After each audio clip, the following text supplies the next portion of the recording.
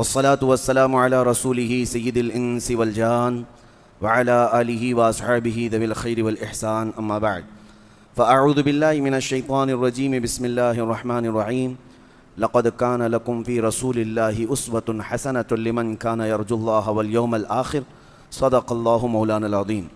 آتا ہجرت کا چھٹا سال ہے۔ اس چھٹے سال میں بہت سارے اہم واقعات پیش آئے، لیکن جو تاریخ کا ایک سب سے بڑا اہم واقعہ پیش آیا ہے چھٹے سال میں، وہ صلح حدیبیہ کا واقعہ ہے۔ مسئلہ یوں تھا کہ ذی القعدہ کا مہینہ چل رہا تھا، شوال کے بعد ذی القعدہ ہے۔ نبی کریم صلی اللہ تعالیٰ علیہ وسلم مدینہ طیبہ سے صحابہ کے ساتھ عمرہ کی غرض سے نکلے، اور 1400 صحابہ حضور کے ساتھ احرام پہن کر کے نکلے تھے۔ ارادہ کیا تھا کہ عمرہ کرنا ہے، جنگ کرنے کی غرض سے نہیں۔ مدینہ طیبہ سے صحابہ جب سے ہجرت کر کے آئے تھے مکہ سے، اس وقت سے لے کر مدینہ طیبہ میں کئی جنگوں میں ہی مصروف رہ گئے اور خانہ کعبہ جانے کا موقع ہی نہیں ملا۔ اب 6 سال کے بعد جب رسول کریم صلی اللہ علیہ وسلم صحابہ کے ساتھ مکہ جا رہے تھے، احرام پہن لیا اور اپنے ساتھ ذبح کرنے والے جانور بھی لے لیے۔ اب جب اسفان نام کا ایک علاقہ ہے، وہاں تک پہنچے رسول کریم صلی اللہ علیہ وسلم، تو آپ کو یہ پہلے سے اندیشہ تھا کہ مکہ کے کفار اتنی آسانی سے عمرہ کرنے نہیں دیں گے۔ اتنی جنگیں ہو چکی ہیں آپس میں، جنگ بدر ہوئی ہے، جنگ احد ہوئی ہے، جنگ خندق ہوئی ہے، بڑی بڑی خون خوار جنگیں ہوئی ہیں، خون ریز جنگیں ہوئی ہیں۔ تو حضور اکرم صلی اللہ تعالیٰ علیہ وسلم نے ایک شخص کو بھیجا، قبیلہ بنو خزاعہ کا ایک شخص تھا، اس کو حالات معلوم کرنے کے لیے کہ مکہ میں کیا چل رہا ہے معلوم کر کے آؤ۔ ہو گیا اور مکہ کے حالات معلوم کر کے واپس نبی کریم صلی اللہ علیہ وسلم کے پاس آیا اور کہا کہ یا رسول اللہ صلی اللہ علیہ وسلم، مکہ والوں کو خبر ہو گئی ہے کہ آپ مدینے سے عمرہ کے لیے نکلے ہیں، تو انہوں نے میٹنگیں کرنا شروع کر دی۔ مکہ کے اندر جتنے قبیلے تھے، جتنے خاندان تھے، سبوں نے بیٹھ کر کے یہ میٹنگ کیا ہے کہ آپ کو ہرگز مکہ میں داخل ہونے نہیں دیں گے، اور آپ کے ساتھ جنگ کرنے کی بھی انہوں نے تیاریاں شروع کر دی ہیں۔ اور اس میں سرکردہ سربراہ جو ہے وہ خالد بن ولید تھے اور اکرمہ بن ابو جہل کے بیٹے اکرمہ اور خالد بن ولید۔ ابھی تو وہ اسلام لائے ہوئے نہیں تھے، میٹنگوں میں وہ سر فہرست تھے اور سارے لوگوں کی جماعتیں جمع کر رہے تھے کہ مسلمانوں کو مکہ میں انٹر ہونے نہیں دیا جائے گا۔ اب وہ خبر جیسی ہی حضور اکرم صلی اللہ تعالیٰ علیہ وسلم تک پہنچی، پھر بھی آپ سفر جاری رکھے تھے مکہ کی طرف۔ پھر دیکھا نبی کریم صلی اللہ علیہ وسلم نے خالد بن ولید اپنے لشکریوں کو لے کر کے مکہ سے باہر نکل کر کے ایک علاقہ تھا وہاں پر پڑاؤ ڈال چکے ہیں۔ یہ حملہ کرنے کے لیے، جنگ کرنے کی نیت سے مکہ سے وہ نکل کر باہر آ چکے تھے کہ مسلمانوں کا راستہ روکنا ہے۔ ابھی 35 کلومیٹر دور تھا مکہ۔ نبی پاک صلی اللہ تعالیٰ علیہ وسلم جو شاہراہ تھی، جو بڑا راستہ تھا، اس کو بدل کر کے چھوٹے راستے پر آ گئے، اور اس کے بعد ایک کنویں کے پاس جا کر نبی کریم صلی اللہ علیہ وسلم نے اپنی صحابہ کو اترنے کا حکم دیا۔ یہ وہ علاقہ ہے جس کو حدیبیہ کہتے ہیں، اس علاقے کا نام حدیبیہ تھا، وہاں ایک کنواں تھا۔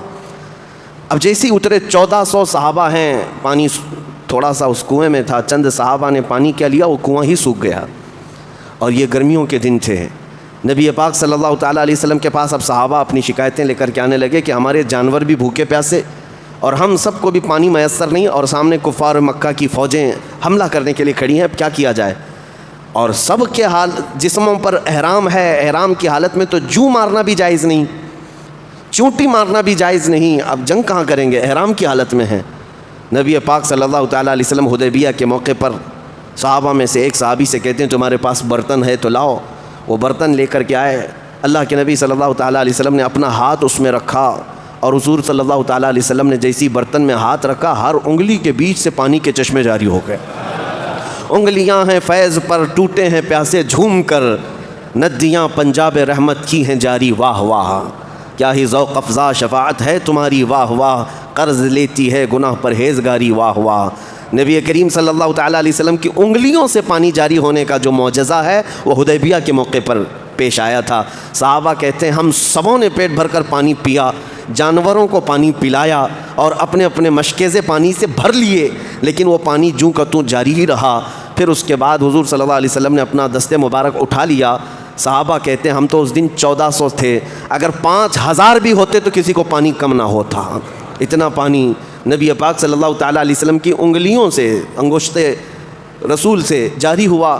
اس کے بعد حضور صلی اللہ علیہ وسلم نے اس پیالے کا پانی اور اپنا ایک تیر دیا کہ اس کو لے جاؤ اس کنویں میں ڈال دو۔ اس کنویں میں وہ پانی ڈال دیا گیا اور تیر حضور کا اس کنویں میں چھوڑ دیا گیا، وہ کنواں لبالب پانی سے بھر گیا۔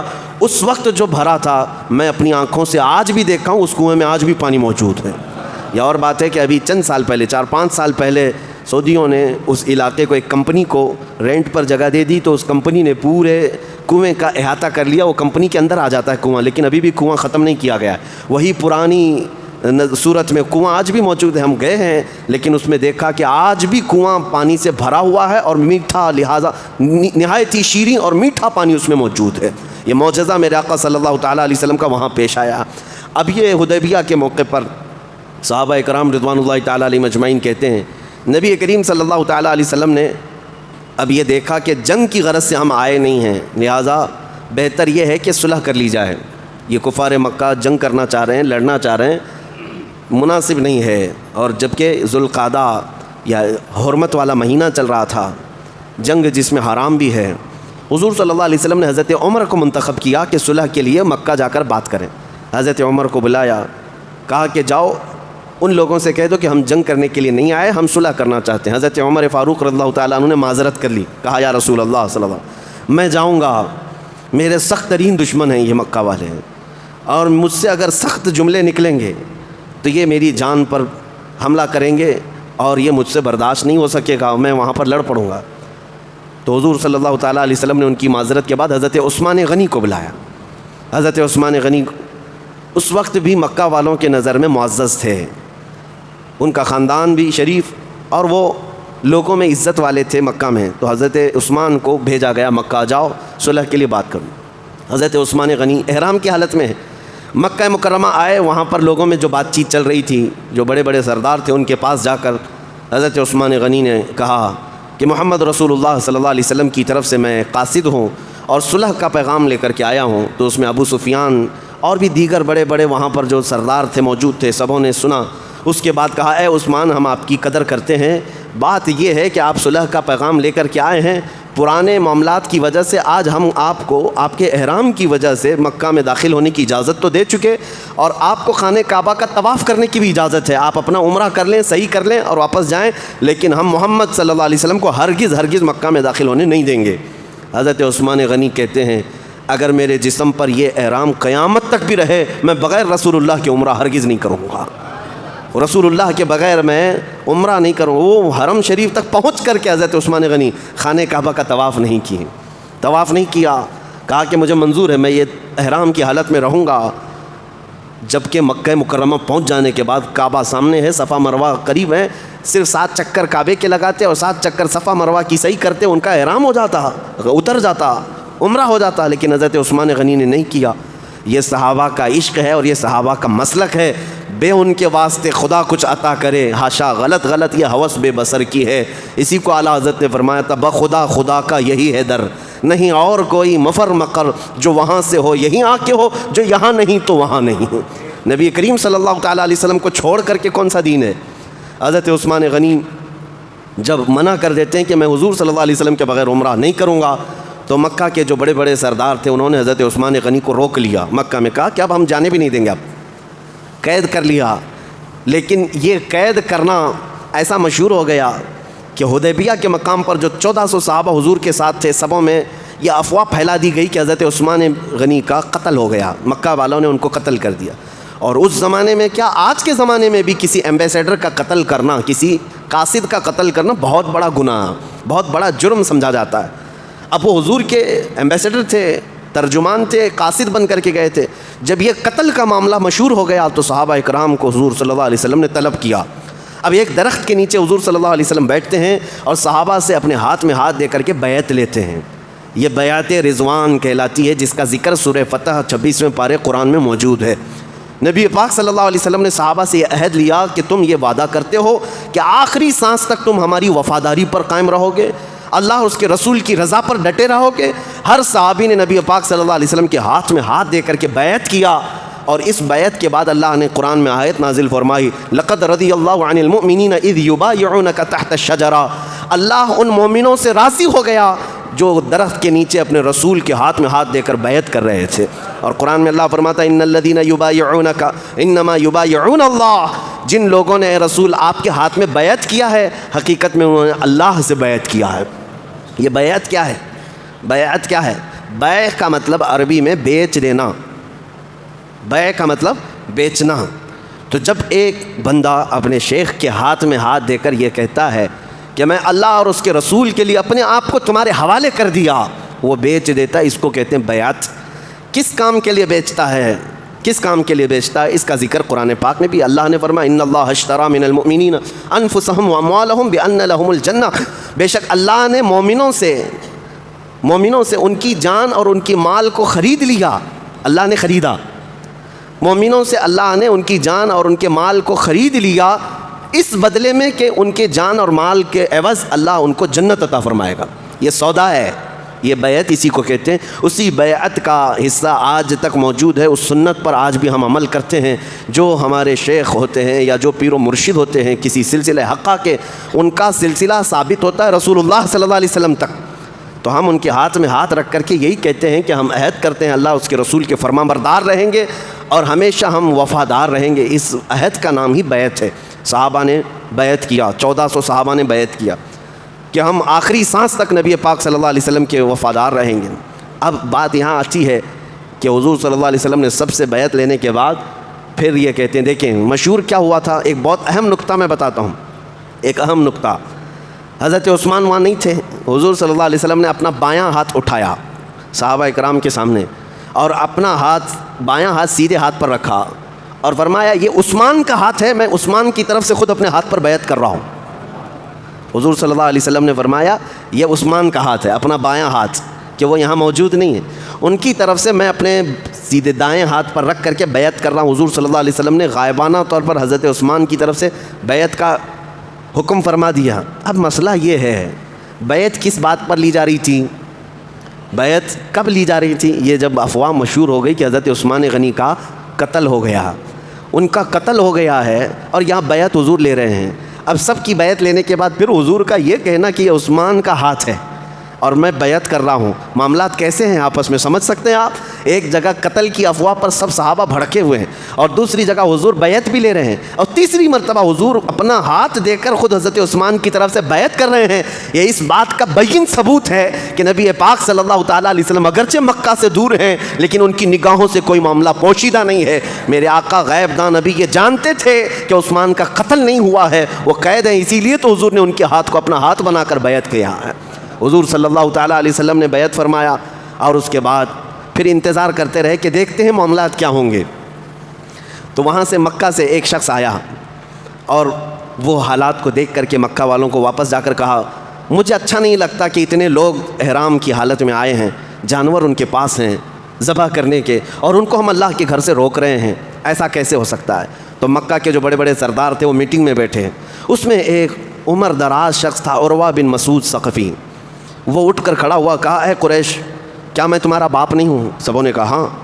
کیا تم سب میری عزت نہیں کرتے ہو؟ کہا ہاں۔ میں نے کبھی تمہارے ساتھ دھوکہ کیا یا تم میرے بارے میں کوئی بدگمانی رکھتے ہو؟ سبوں نے کہا کبھی نہیں، ہرگز نہیں، آپ ہم میں معزز ہیں۔ کہا تو پھر مجھے اجازت دو، محمد صلی اللہ علیہ وسلم کی طرف سے یہ جو صلح کا پیغام آیا یہ اچھا ہے۔ حضور صلی اللہ تعالیٰ علیہ وسلم نے پیغام میں کیا لکھ کر کے بھیجا تھا پتہ ہے؟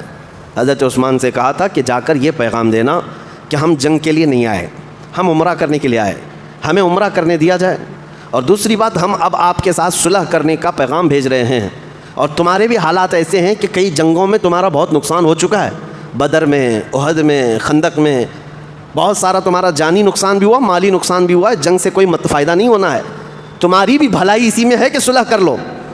اور حضور صلی اللہ علیہ وسلم نے آخر میں یہ جملہ فرمایا تھا، اور اگر وہ اس بات پر راضی نہ ہوئے تو ان سے کہنا کہ اگر تم جنگ ہی کرنا چاہتے ہو تو محمد صلی اللہ علیہ وسلم اس وقت تک تم سے جنگ کریں گے جب تک کہ گردن ان کے جسم سے الگ نہ ہو جائے، سب سے جنگ کریں گے۔ تو یہ پیغام جب پہنچا تو وہاں کے لوگوں نے دیکھا، پھر عروہ بن مسعود ثقفی جو ان کے اندر عمر دراز شخص تھا وہ کھڑا ہوا، کہا میں جاتا ہوں معاملات کو بات کرتا ہوں۔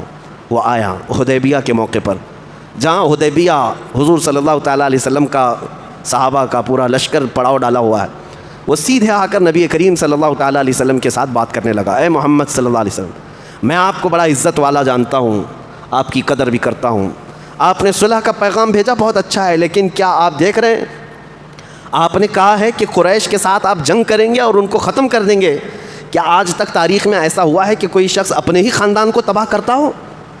اور اگر قریش مکہ والے تم پر غالب آ گئے اے محمد تو یہ جتنے آپ کے ساتھ دکھ رہے ہیں نا یہ سب چھوڑ کر بھاگ جائیں گے آپ کو. صحابہ کو تانا مارا.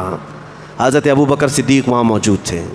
غیرت ایمانی ایسی جاگی کہ کھڑے ہوئے اتنا سخت جملہ کہا وہ بڈھے ہے جا تیری جو دیوی ہے لات اس کی شرمگاہ چاٹتا بیٹھ. ہم محمد صلی اللہ تعالیٰ علیہ وسلم کے وہ وفادار ہیں کہ ہمارے جسم میں خون کا آخری قطرہ جب تک ہے ہم حضور کے قدموں سے پیچھے نہیں ہٹیں گے. اور اس کے بعد حضرت مغیرہ بن شعبہ رضی اللہ تعالیٰ عنہ حضور صلی اللہ علیہ وسلم کے پیچھے کھڑے رہتے تھے ہمیشہ. یہ عروہ بن مسعود کبھی بات کرتے کرتے حضور کی داڑھی تک ہاتھ لگاتا تھا. اس کو یہ لگتا تھا کہ عرب کا دستور ہے جو بڑا آدمی ہے وہ چھوٹے سے بات کرتا ہے تو اس طرح. جب وہ حضور کی طرف داڑھی کو ہاتھ بڑھاتا حضرت مغیرہ بن شعبہ چیختے ہیں, کہا کہ ہاتھ نیچے رکھو, ہاتھ نیچے رکھ کر کے بات کرو. وہ کہتا کہ یہ عرب کا دستور ہے جو بڑا ہوتا ہے وہ اسی طرح سے بات کرتا ہے.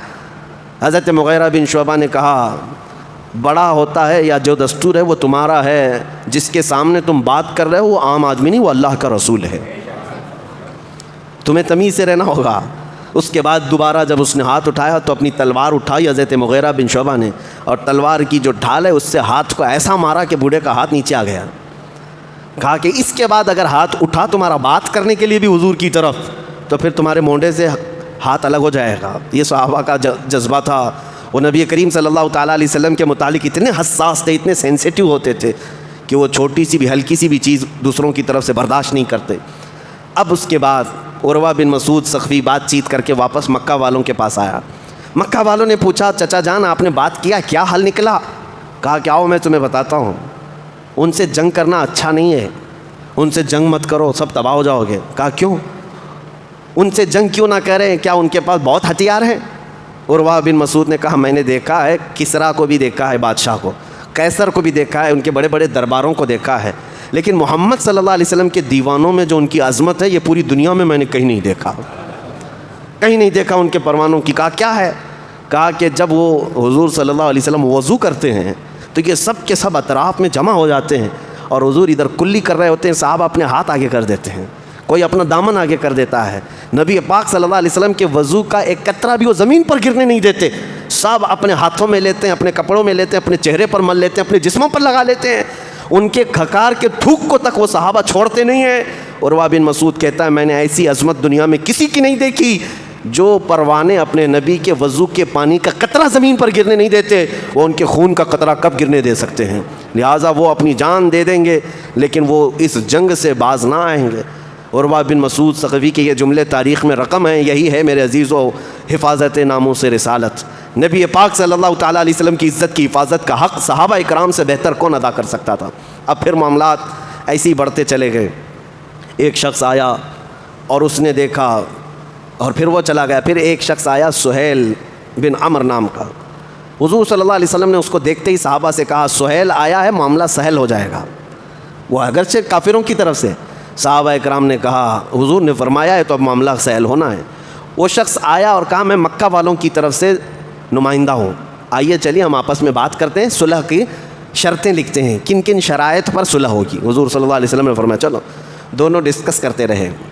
صحابہ اکرام ایک طرف تھے, حضور صلی اللہ علیہ وسلم سہیل بن عمر کے ساتھ صلح کی شرطیں لکھ رہے ہیں یا طے کر رہے ہیں. سب معاملات طے ہو گئے تو صلح کی شرطیں کیا تھیں؟ پہلی شرط یہ تھی کہ اس سال آپ عمرہ نہیں کریں گے, یہیں سے واپس جائیں گے. آپ احرام کھول دیں, اپنے جانور ذبح کر لیں, آپ یہیں سے عمرہ کیے بغیر واپس جائیں گے. اگلے سال آپ عمرہ کے لیے آئیں گے لیکن صرف 3 دن مکہ میں رہیں گے اور بغیر ہتھیار کے آئیں گے. اگر تلوار بھی لائیں گے تو نیام کے اندر ہوگی. یہ سب شرطیں تھیں. اور پھر اس کے بعد یہ بھی شرط تھی صلح کی کہ اگر کوئی مسلمان مکہ میں رہ رہا ہے تو اسے ہم مدینہ جانے کی اجازت نہیں دیں گے اور آپ اس کو مدینہ نہیں ایکسیپٹ کریں گے, اس کو ہماری طرف واپس بھیجیں گے. اور اگر کوئی ہمارا آدمی مکہ سے مدینے میں آ گیا ہے تو آپ مدینے سے اس کو ہمارے پاس واپس بھیجیں گے, وہ ہمارے پاس رہے گا. حضور نے سب منظور کیا. اور اس کے بعد یہ بھی صلح کی شرط تھی کہ جو جس کے ساتھ چاہے قبیلوں کے دوستی کرے اس کو اپنا حلیف بنا لے. اب یہ شرطیں لکھنے کی بات آئی تو مولا علی کرم اللہ وجہ الکریم کو حضور صلی اللہ علیہ وسلم نے طلب فرمایا آؤ شرطیں لکھی جائیں گی. ابھی شرطیں لکھی جانی تھیں بیٹھ کر کے, کیونکہ یہ ایگریمنٹ ہے, معاہدہ ہو رہا ہے. اسی اسنا میں مکہ سے ایک مسلمان حضرت ابو جندل جو سہیل بن عمر جو شخص ایگریمنٹ کرنے آیا تھا اسی کے بیٹے وہ مسلمان تھے، وہ صحابی رسول تھے. ان کو ان کے باپ نے زنجیروں سے باندھ کر کے گھر میں رکھا تھا اور مارتا تھا. یہی سہیل بن عمر جو صلح کرنے آیا تھا، وہ زنجیریں کاٹ کر کے بھاگتے ہوئے حدیبیہ کے مقام پر آ گئے. حضور صلی اللہ علیہ وسلم نے دیکھا یہ گھسٹتے ہوئے زخموں سے چور چور ہے اور مکہ سے بھاگ کر کے ہمارے پاس آیا ہے. حضرت ابو جندل دہائی دینے لگے، یا رسول اللہ مجھے قبول کر لیں، میں بہت تکلیف سے وہاں مکہ سے بھاگ کر کے آیا ہوں، میرا باپ روزانہ مجھے مارتا ہے. اور باپ بیٹھا ہوا تھا. اور سہیل بن عمر نے کہا، اے محمد صلی اللہ علیہ وسلم، ہماری صلح جو ہوئی ہے اس کے لیے میری پہلی شرط یہ ہے کہ میرے بیٹے کو مکہ واپس بھیجنا ہوگا، اس کے بغیر میں صلح کی کوئی چیز سائن نہیں کروں گا. حضور صلی اللہ علیہ وسلم نے فرمایا ابھی ہماری ایگریمنٹ سائن نہیں ہوئی، اس سے پہلے وہ آیا ہے، لہٰذا وہ ہمارے پاس رہے گا. سہیل بن عمر نے کہا ہرگز نہیں ہو سکتا. حضور نے یہ تک کہا کہ چلو وہ مدینے میں نہیں، خاص میرے گھر میں رہنے کی تم اجازت دو اس کو، ابو جندل کو. اس نے کہا نہیں، میں آپ کے گھر میں رہنے کی بھی اجازت نہیں دوں گا، واپس کرنا ہوگا. حضور صلی اللہ تعالیٰ علیہ وسلم نے منظور کر لیا، ٹھیک ہے ابو جندل کو واپس کیا جائے. ایک صحابی ہیں، زخموں سے چور چور ہیں، کافروں کی مار کھا کر کے آئے ہوئے ہیں. اب جب حضور صلی اللہ علیہ وسلم نے کہا ابو جندل تمہیں مکہ واپس جانا ہوگا، تو وہ چیخ کر کے رونے لگ گئے اور صحابہ کے پاس گئے. 1400 صحابہ وہاں پر ہیں، سب کے سامنے وہ ایسی تقریر کرنے لگے. کہا کہ تمہیں پتہ ہے مکہ والے میرے ساتھ کیا کیا کرتے ہیں، اپنے نشانات دکھانے لگے زخموں کے اور زنجیروں میں باندھ کر کے رکھتے ہیں. یہ سن کر کے حضرت عمر فاروق رضی اللہ تعالیٰ عنہ تڑپ گئے، کھڑے ہو گئے. کہا دوڑتے ہوئے بارگاہ مصطفیٰ میں آئے. کہا یا رسول اللہ، آپ اللہ کے سچے رسول ہیں؟ کہا اے عمر کیوں نہیں، کیا ہمارا دین حق نہیں ہے؟ کہا ہاں حق ہے عمر. کیا یہ کفار سب باطل نہیں ہے؟ کہا ہاں باطل ہے. تو کہا یا رسول اللہ پھر آپ ان سے دب کر کے صلح کیوں کر رہے ہیں؟ آپ ہمیں جنگ کی اجازت دیں، ہم ان کے پرخچے اڑا دیں گے، ابھی ہمیں پتہ ہے ان کے ساتھ کیا کرنا ہے. نبی پاک صلی اللہ علیہ وسلم نے فرمایا عمر میری نگاہیں جو دیکھ رہی وہ تم نہیں دیکھ سکتے، جاؤ. حضرت عمر آئے اور صحابہ کے سامنے یہی کہہ رہے تھے کہ حضور سے عرض کرو کہ جنگ کرنے کی اجازت دی جائے. حضرت ابو بکر کے پاس آئے. کہا اے ابو بکر آپ کی بات رسول اللہ کبھی ٹالتے نہیں، دیکھ نہیں رہے آپ حضور صلی اللہ علیہ وسلم کیسے صلح کر رہے ہیں. حضرت ابو بکر نے ان کی باتیں سنی، ان کا کندھا پکڑ کر کے ہلایا اور زوردار آواز میں حضرت ابو بکر نے کہا الزم غرضک یا عمر، اے عمر اوقات میں رہ کر کے بات کر. تو کس کے بارے میں بات کر رہا ہے؟ وہ اللہ کے رسول ہے، وہ اپنے پیٹ سے فیصلہ نہیں کرتے، وہ جو کرتے ہیں وہ اللہ کی وحی سے کرتے ہیں، وہی خدا سے وہ فیصلہ کرتے ہیں. حضرت عمر اس وقت کہتے ہیں اس وقت اچانک مجھے احساس ہوا کہ میں نے غلطی کیا ہے، جذبات میں آ کر کے میں نے غلطی کیا ہے. اور ابو بکر صدیق کا ایمان اس دن دیکھنے کو ملا کہ حالات چاہے جیسے بھی ہوں لیکن رسول جو فرما دے وہی دین ہے، وہی ہمارے لیے حق ہے. ابو جندل کو واپس کرنا پڑا. کئی معاملات ہوئے اس حدیبیہ کے موقع پر، بتانا بہت اہم ہے. صحابہ کا ایمان دیکھیں آپ، ہر گھڑی آزمائش ہے ان کی. ابو جندل کو واپس کیا مکہ. اب صلح نامہ جب لکھنے کی بات آئی حضرت علی کو بلایا حضور نے، قلم لو لکھو. اب لکھنے کا جو تھا بسم اللہ الرحمن الرحیم. جو سہیل بن عمر جو صلح کرنے کے لیے آیا تھا کافروں کی طرف سے، وہ اٹھ کر کے بیٹھا اور کہا ہم رحمان کو جانتے ہی نہیں، ہم رحمان کو نہیں جانتے، خدا کا نام اس میں مت لکھو. پہلے سے ہمارا جیسے دستور ہے بسمک اللہم بس اتنا ہی لکھنا ہے، الرحمن الرحیم نہیں. حضرت علی اور جو صحابہ تھے کہا کہ نہیں ہمارا دستور ہے کہ ہم بسم اللہ الرحمن الرحیم ہی لکھیں گے. حضور نے اس بحث و تکرار کو منع کر دیا اور کہا ٹھیک ہے مٹا دو، اتنا ہی لکھو جتنا ہی بول رہے ہیں. صحابہ کے لیے بہت بڑی آزمائش کا وقت تھا. پھر اس کے بعد صلح نامہ لکھا گیا تو نیچے حضرت علی نے یہ لکھا ھذا ما قاضى علیہ محمد رسول اللہ صلی اللہ علیہ وسلم. یہ وہ شرطیں ہیں جس پر صلح کے لیے محمد رسول اللہ نے منظوری فرمائی ہے، فیصلہ کر لیا ہے. تو اس پر بھی ان کافروں نے اعتراض کیا، آپ محمد بن عبداللہ ہیں، محمد رسول اللہ نہیں ہیں. اگر ہم آپ کو رسول مانتے تو اتنا جھگڑا ہی کیوں ہوتا؟ آپ رسول اللہ کا لفظ کیوں لکھوائے اس پہ؟ حضور صلی اللہ علیہ وسلم نے فرمایا نادانو، میں اللہ کا رسول ہوں، یہ اور بات ہے کہ تم جھٹلاتے ہو، میں اللہ کا سچا رسول ہوں.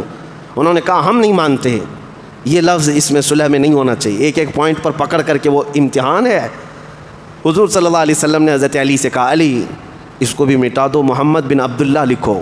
حضرت علی قلم چھوڑ کر کے اٹھ گئے. کہا یا رسول اللہ یہ مجھ سے نہیں ہو سکے گا کہ آپ کے نام کے ساتھ میں رسول اللہ کو مٹا دوں. زندگی ختم ہو جائے گی لیکن لفظ رسول اللہ کو میں یہاں سے ہرگز نہیں مٹا سکوں گا. حالانکہ حضرت علی سے زیادہ فرمانبردار کون ہو سکتا ہے حضور صلی اللہ علیہ وسلم کے لیے، جنہوں نے اپنا سب کچھ فنا کیا ہے. لیکن بات جب جذبہ عشق کی آتی ہے تو ایک محب اور ایک محبوب کے درمیان کے معاملات، یہ نافرمانی نہیں کی حضرت علی نے، وہ جذبہ فرط محبت میں کہا کہ یا رسول اللہ مٹانا مجھ سے نہیں ہو سکتا، آپ کے نام کے ساتھ رسول اللہ کا لفظ رہے گا۔ حضور صلی اللہ علیہ وسلم نے فرمایا علی کہاں ہے وہ لفظ؟ حضرت علی نے کہا یہ ہے۔ حضور صلی اللہ علیہ وسلم نے اپنے ہاتھ سے وہ لفظ مٹایا۔ حضرت علی برداشت نہ کر سکے۔ اندازہ کریں، ایک طرف ان کا امتحان ہے اور ایک طرف عشق رسول بھی ہے، ایک طرف رسول اللہ کی ذات ہے، ہر چیز کو وہ ایکسیپٹ کرتے جا رہے تھے۔ کیوں؟ رسول اللہ کا فیصلہ تھا۔ بظاہر حالات ایسے دکھ رہے تھے کہ مسلمانوں کو ایسا نہیں کرنا چاہیے، نہیں کرنا چاہیے، لیکن رسول اللہ نے جو فیصلہ کیا اس پر منظور رہنا بھی ضروری تھا۔ صلح نامہ طے ہو گیا، اب وہ لے کر کے مکہ چلے گئے۔ اب یہاں بات صحابہ کی ہے کہ ان کو واپس جانے کے لیے تو کہنا ہے احرام کھولو، جانور ذبح کرو، اپنے بال یہیں منڈا لو۔ یہاں پر بھی دیکھیں امتحان ہے۔ جو مدینے سے چل کر کے آئے وہ 450 کلومیٹر اور مکہ 35 کلومیٹر باقی ہے، اور ان کو کہہ دیا جائے کہ اب عمرہ نہیں ہے تمہارا، جاؤ یہاں سے، کیا گزرتی ہوگی۔ حضور صلی اللہ تعالیٰ علیہ وسلم نے سارے صحابہ سے کہا ہم نے صلح کر لیا، اس سال عمرہ نہیں کریں گے، احرام اتار دو، اپنے بال منڈا لو، حلق کر لو اور واپس جانا ہے۔ حضور نے ایک بار فرمایا، کوئی صحابی اٹھے نہیں، یہ بھی نافرمانی نہیں ہے۔ دوسری بار حضور نے فرمایا اٹھو، اپنے احرام کھول لو، کوئی نہیں اٹھا، سر جھکائے بیٹھے رہے۔ یہاں پر میں آپ کو بتاؤں یہ نافرمانی نہیں، صحابہ کے دل میں یہ تھا کہ ابھی اللہ کوئی آیت اتارے گا، ابھی اللہ کوئی حکم اتارے گا اپنے نبی پر، اور نبی کریم فرمائیں گے اٹھو جنگ کرنا ہے، اور ہم جنگ کریں گے، ان کفار کو بتا دیں گے۔ اس انتظار میں تھے کہ وہی اترے گی، وہی اترے گی۔ اب 3 بار حضور نے فرمایا، واپس اپنے خیمے میں آ گئے۔ اس وقت سلمہ رضی اللہ تعالیٰ عنہ حضور کی زوجہ مطہرہ، ہم مومنوں کی ماں، حضور کے ساتھ تھی۔ حضور بڑے غمگین تھے۔ سلمہ سے کہتے ہیں اے سلمہ، آج تک میرے صحابہ نے میری بات پر اتنی تاخیر نہیں کی، لیکن میں نے آج دیکھا کہ ان میں سے کوئی اٹھتا نہیں ہے، اپنے بال بھی نہیں منڈاتے، احرام بھی نہیں کھولتے ہیں۔ تو سلمہ رضی اللہ تعالیٰ عنہ، جن کے متعلق کہا گیا عورتوں میں اگر کوئی مشورہ کے لائق ہے تو صرف سلمہ ہے رضی اللہ تعالیٰ عنہ، عرض کرتی ہیں یا رسول اللہ صلی اللہ علیہ وسلم آپ ان سے کیوں فرما رہے ہیں کہ اٹھو احرام کھولو اور اپنے حلق کر لو؟ اس لیے کہ وہ انتظار میں ہیں کہ وہی اترے گی اور آپ کا حکم بدل جائے گا۔ اگر آپ کا فائنل حکم ہے، فیصلہ آپ نے فرما لیا ہے کہ واپس جانا ہے، تو میرے آقا آپ خود خیمے سے باہر جائیں، سب کے سامنے آپ خود حلق فرما لیں، اپنا احرام آپ خود اتار دیں۔ حضرت سلمہ کے مشورے پر رسول کریم صلی اللہ علیہ وسلم باہر آئے اور اپنے بال حضور نے حلق کر لیے اور احرام اتار دیا۔ صحابہ نے دیکھا حضور کو سامنے، اور اس کے بعد سب کے سب کھڑے ہو گئے اور کہا اب اس کے بعد کوئی حکم بدلنے والا نہیں ہے۔ رسول اللہ نے حلق کر لیا، احرام اتار دیا، تو چلو سارے صحابہ نے اپنے احرام اتار دیے، حلق کر لیے، اور نہ چاہتے ہوئے دل پر پتھر رکھا ہوگا انہوں نے، حضور صلی اللہ علیہ وسلم کے ساتھ واپس مدینے آئے۔ صحابہ کرام پورے راستے میں بات چیت نہیں کرتے تھے، گم سم تھے کہ کیسے حالات ہیں۔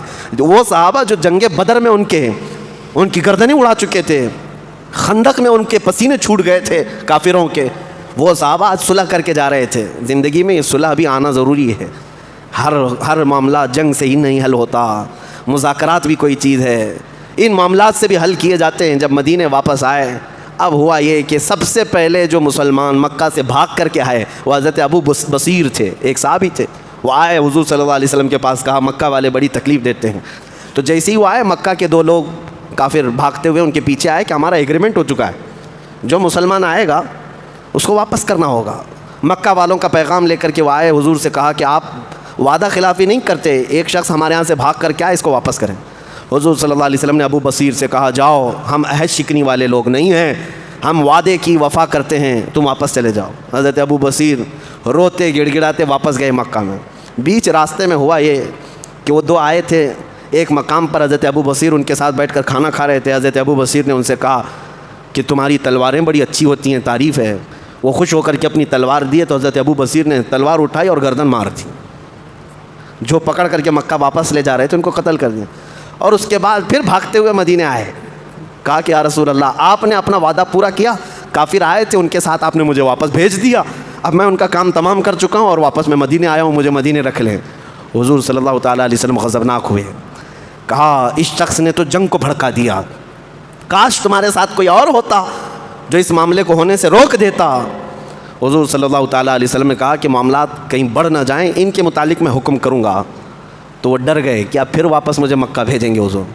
تو دوسرے دن صبح پہلے ہی مدینے سے بھاگ کر سمندر کے کنارے جا کر پناہ لے لی، ایک چھوٹی جگہ پر، نہ ادھر نہ ادھر۔ اب ہوا یہ کہ مکہ کے حضرت ابو جندل جو بیڑیوں میں جکڑے ہوئے تھے حدیبیہ کے مقام پر آئے، وہ بھی مکہ سے بھاگ کر کے اسی سمندر کے کنارے آ گئے۔ اب جب دو لوگ جمع ہوئے ہیں تو جتنے مکہ میں مسلمان قیدی تھے ایک کے بعد دیگرے بھاگتے بھاگتے مکہ سے اسی جگہ جمع ہونے لگے، وہ تقریباً 70 کی تعداد میں ہو گئے ہیں۔